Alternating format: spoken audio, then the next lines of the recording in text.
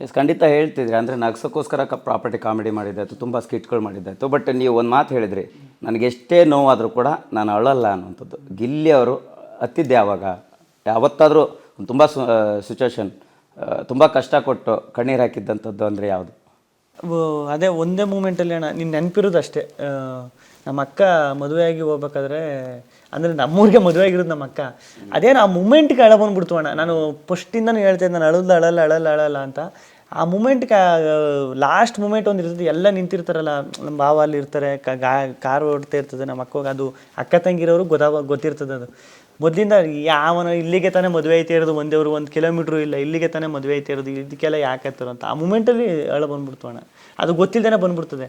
ಅದಾದಮೇಲೆ ಅಷ್ಟು ಅದೇನೋ ಇದುವರೆಗೂ ಒಂದಿನ ಸ್ಟೇಜ್ ಮೇಲಾಗಲಿ ಇದ್ಮೇಲಾಗಲಿ ಅದು ಬಂದಿಲ್ಲ ಅಣ್ಣ.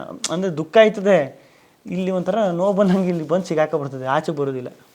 ಎಸ್, ಈಗ ಹೇಳ್ತಾ ಇದ್ರಿ ಬೆಂಗಳೂರಲ್ಲಿ ಕೆಲಸ ಮಾಡಿ ಮನೆಗೆ ಒಂದಿಷ್ಟು ಅಪ್ಪ ಅಮ್ಮಗೆ ಏನೋ ಕೊಡಿಸ್ಬೇಕು, ಸೊ ಒಂದು ಬೈಕ್ ತೊಗೋಬೇಕಂತ ಬಂದಿದ್ರಿ. ಬಟ್ ಈಗ ಅದೆಲ್ಲವೂ ಕೂಡ ಕನಸು ಕಂಡಿದ್ದಕ್ಕಿಂತ ಮೀರಿ ನಿಮಗೆ ಸಿಕ್ಕಿದೆ.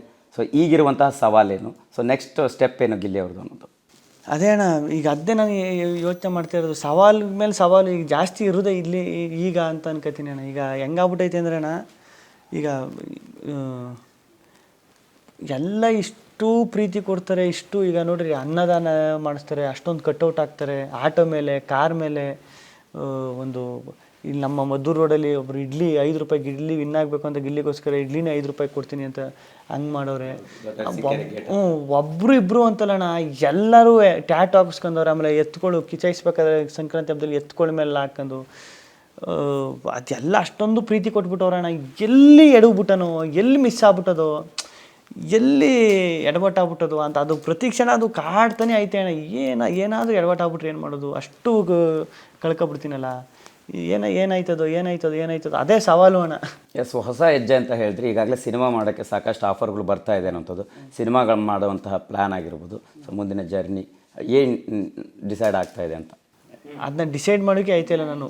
ಸಿನಿಮಾ ಇನ್ನೊಂದು ನಾನು ಫಸ್ಟು ಒಂದು 3 ದಿನ ಕಂಟಿನ್ಯೂ ಆಗಿ ನಿದ್ದೆ ಮಾಡಿಬಿಟ್ಟು ಕರೆಕ್ಟಾಗಿ ಪ್ರೆಸೆಂಟ್ ಬಂದ್ಬಿಟ್ಟು ಸಾಕು ಅನ್ಸ್ಬಿಟ್ಟೈತಾನೆ. ಈಗಲೂ ಅದು ನಾನು ಆ ಗುಂಗು ಹಂಗೆ ಅಂತ ಬಿಗ್ ಬಾಸು ಈಗ ಸಡನ್ನಾಗಿ ಆಚೆ ಬಂದ್ಬಿಟ್ಟೆ. ಈಗ ಸಡನ್ನಾಗಿ ಇಷ್ಟು ಜನರ ಜೊತೆ ಬೆರೀತಾವನಿ, ಇದೆಲ್ಲ ಮಾಡ್ತಾವನಿ ಅಂದಾಗ ಅದು ಆ ಗುಂಗು ಹಂಗೇ ಐತೆ ಅಣ್ಣ.